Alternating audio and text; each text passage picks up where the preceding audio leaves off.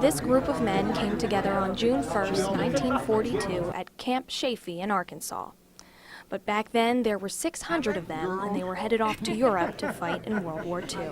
I was asked once if there were many fights, and I never know of one fight, between the men. We might have got disgusted with one another once in a while, but we had the respect. This year marks the 65th reunion of the 817th Battalion. Only 9 men made it to this year's reunion in Erie.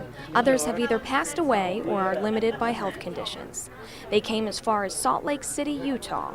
The men say the trip is worth it to see their brothers. These people become even closer than your own relatives, especially your brothers.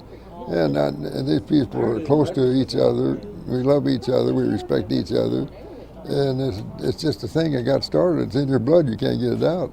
The men today sat around the table and talked about what life was like nearly 70 years ago.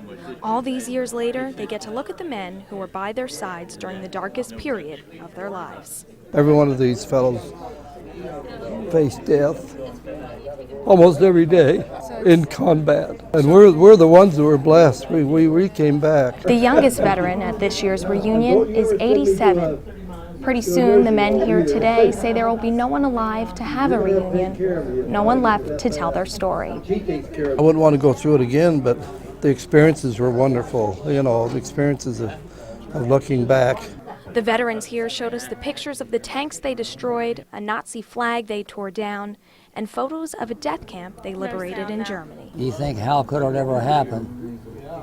And of course, the smell of it was terrible. You can wake up in the middle of the night and still sometimes it's like somebody flashes a light on and off and you see it, but it doesn't bother you anymore.